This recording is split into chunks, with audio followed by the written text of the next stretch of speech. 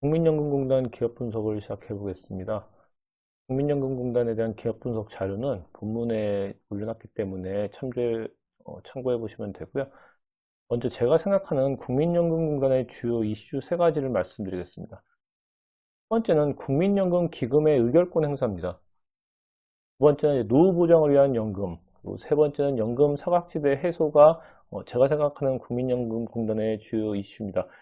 말씀드린 것 같이 본문에 첨부한 자료를 가지고 설명을 드리겠습니다. 첫 번째로 말씀드린 국민연금기금의 의결권 행사는 스튜어드십 코드라는 것과 연관이 되어 있습니다. 스튜어드십 코드는 연기금이 기업의 의사결정에 개입할 수 있도록 만든 제도입니다. 영국과 미국 같은 나라들도 이미 실시하는 제도로 기관 투자자로서의 연금이 가입자들의 재산을 관리하기 위해서 기업의 의사결정에도 적극적으로 개입하라는 취지로 만든 겁니다. 근데 이거에 대한 이제 찬반 논란이 있습니다. 경영 참여를 위한 경영진 일과의 전행을 막아서 기업 주주가치 훼손을 방지한다는 찬성적 의견도 있지만 어, 반대하는 사람들 입장에서는 기업 경영의 자율성을 침해하는 일종의 연금 사회주의다. 그리고 스튜어드십 코드를 통한 의결권을 행사하기 위해서는 기금운용본부가 먼저 독립성을 확보해야 한다. 이런 이제 주장들이 있습니다. 기금운용본부의 독립성 문제는 국민연금공단에서 가장 중요한 문제라고 할 수 있습니다. 과거 박근혜 정부에서 삼성물산의 이제 합병 과정에서 국민연금의 이제 투자 손실 문제가 아직까지도 이제 법정에서 재판 과정이 있기 때문에 이런 투명성 문제에 대한 사회적인 이제 관심이 점점 높아지고 있는 거죠. 그리고 국민연금 기금의 의결권 행사와 관련된 또 하나의 문제는 환경사회 지배구조, 즉 ESG 책임 투자에 대한 문제가 있습니다. 환경과 사회의 문제를 고려해서 투자를 한다는 이야기인데요. 이렇게 사회적 투자 시 수익률을 얼마나 유지할 수 있는 것이 관건이기 때문에 국민연금의 기금을 고갈을 우려하는 현 시점에선 ESG 책임 투자 시 수익률을 얼마나 유지할 수 있는가가 현재 관건이라고 할 수 있습니다. 두 번째 이제 중요한 이슈는 노후소득 보장이 가능한 연금 서비스가 돼야 된다는 점입니다. 국민연금을 드는 가장 큰 이유는 노후소득 보장을 위해서입니다. 그런데 현재 소득 대체율이 낮다는 의견이 되게 많습니다. 현재 소득 대체율이 약 40% 정도 되기 때문에 이 40%가 된다는 얘기는 100만 원을 받던 분이 퇴직을 하면 40만 원 연금을 받는다는 이야기입니다. 그래서 이 40%에 대한 소득 대체율이 낮기 때문에 좀 더 높여야 한다는 의견이 있습니다. 그렇지만 이 소득 대체율을 높이면 또 부담금이 올라가는 문제가 따르기 때문에 이제 이 적정 부담과 적정 급여를 어떻게 할 수 있느냐에 대한 이제 사회적 합의가 필요한데 이 부분은 이제 국회와 정부에서 계속해서 논의는 하고 있지만 아직 합의를 못 이루는 지점입니다. 국민연금공단에서도 이 부분에 대한 계속적인 연구를 통해서 사회적 합의를 도출할 필요가 있죠. 이 사회적 합의를 도출하는 데 있어서 가장 이제 중요한 문제도 앞에서 말씀드린 것 같은 수익률을 올리는 문제, 투자 다변화를 통해 수익성을 확대하면 아무래도 부담금이 줄어들고 부담금이 줄어들어도 소득 대체율을 높일 수 있기 때문에 이제 수익성이 확대되어야 되고요. 또 국민연금에 대한 이제 신뢰성도 확보를 해야 됩니다. 지금 국민연금을 바라보는 시각은 과거 정권에서의 좀 흔들림들이 계속 있었기 때문에 이제 그런 부분에 대한 투명성을 제고해야 되고요.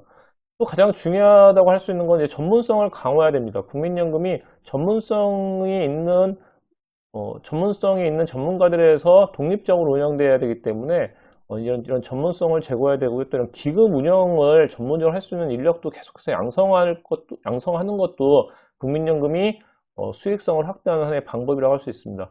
수익성 확대를 통한 연금 서비스가 돼야지만 적정 부담과 적정 급여에 대한 문제를 해결할 수 있다. 이런 문제에 대해서도 여러분들이 이제 생각을 하셔야 되고요. 마지막으로 중요한 부분은 국민연금이 사각지대를 해소해야 되는 부분입니다. 우리나라는 법적으로 국민연금을 가입하게 되어 있지만 아직까지 사각지대에 있는 분들이 꽤 많이 있습니다.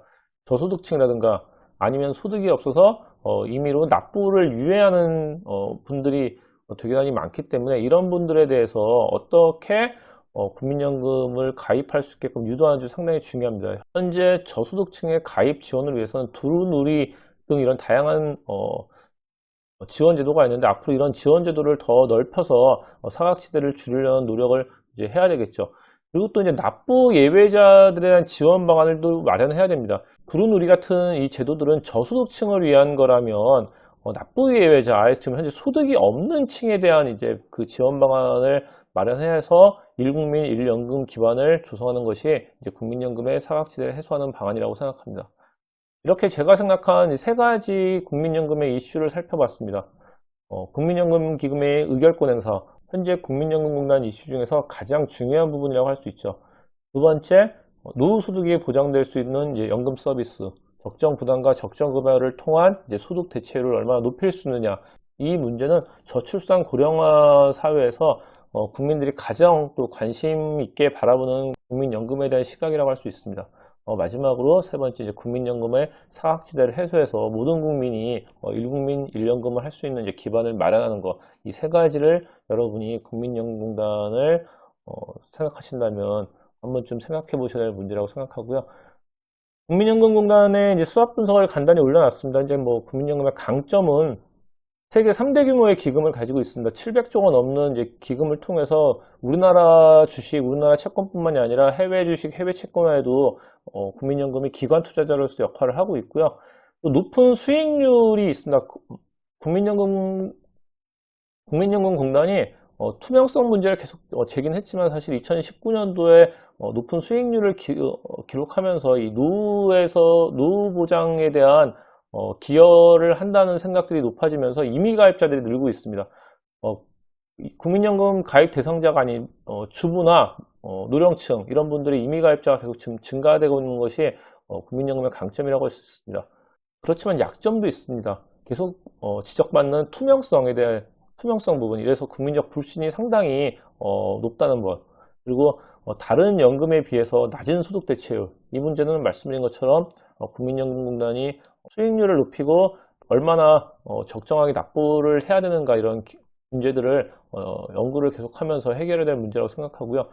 또 기회가 있습니다. 현재 계속해서 국민연금에 대한 이 기금 운영의 독립성이 논의되고 있고, 또 ESG 책임 투자나 이런 적극적 주주권 행사를 통해서 이제 수익성을 높일 수 있는 방안들이 있기 때문에 이런 기회적인 요인들이 있고요. 가장 큰 역시 위협은 저출산 고령화에 따른 재정 불안입니다. 현재 출산인구는 줄고 연금을 받아야 될 연령층은 늘어나기 때문에 이런 재정 불안이 앞으로 가속화될 거기 때문에 이런 위협적인 요소를 국민연금이 해소하기 위해서는 계속 말씀드린 수익률을 어떻게 높일 수 있는지 고민을 해야 되겠죠. 최근에 이제 터진 코로나19 사태에 따른 세계 경제가 불안하기 때문에 2020년도 국민연금공단의 이 수익률이 낮아질 수 있습니다. 이런 그 경제 불안에 따른 수익률이 낮아졌을 때 이 재정이 불안해지는 문제를 어떻게 해결할 수 있는지, 해소할 수 있는지, 이런 불안에서 국민들에게 어떻게 안심할 수 있게 만들어 주는지도 국민연금이 가진 이제 하나의 문제라고 할 수 있겠죠. 궁금한 점은 언제든지 저에게 이메일이나 댓글로 질문 주시기 바라겠습니다. 지금까지 주말 면되는 취업 비법들 좀비스였습니다. 감사합니다.